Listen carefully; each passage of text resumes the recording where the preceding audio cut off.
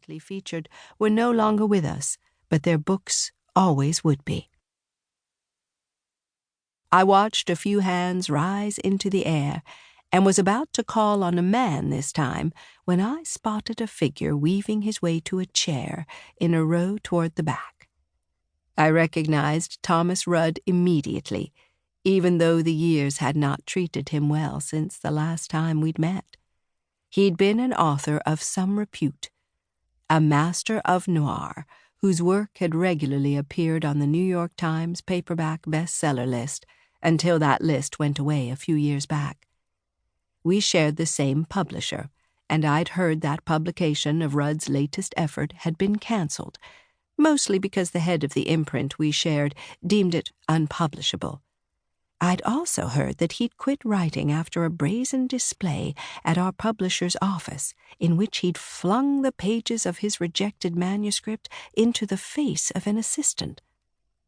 Looking at Rudd now, I could see why he wasn't writing. He was one of those people who'd looked old even when he was young. And now that he was older, he looked wan, worn, and much the worse for wear.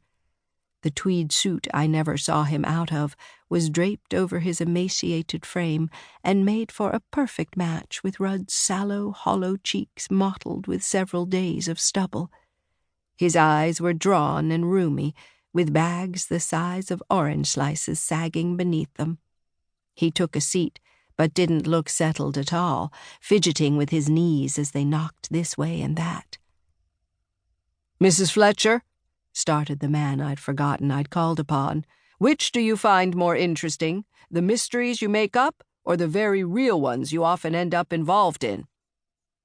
"That's quite a question," I said, glad it had distracted me from the presence of Thomas Rudd, though my gaze drifted back his way to find him picking at his fingernails.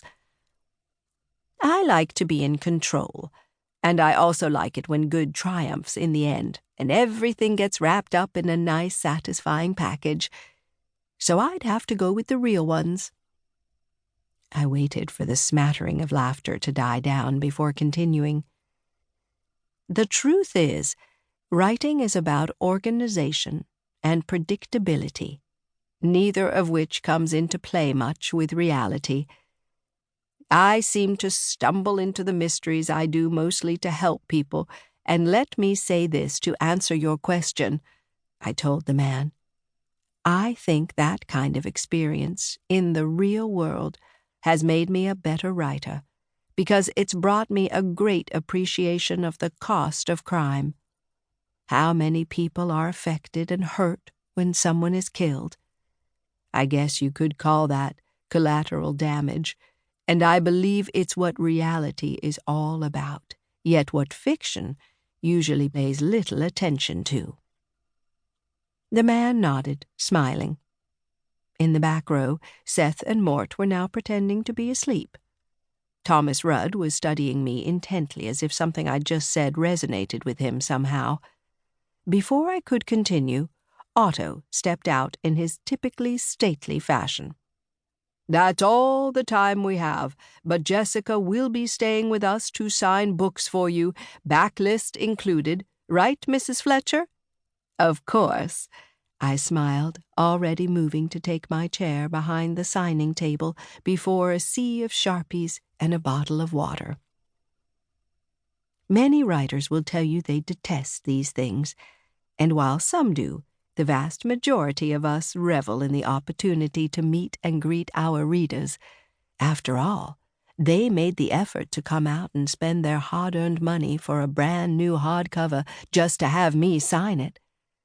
I've never been able to accurately express how much that means to me, especially given the fact that the only book signings I've ever attended have been my own.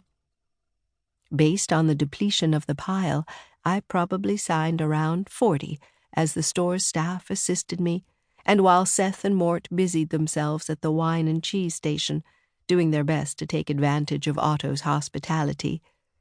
It wasn't until the line neared its end that I recalled Thomas Rudd's tardy appearance, and gazed out past the chairs more of the staff were folding up, but he was nowhere to be found.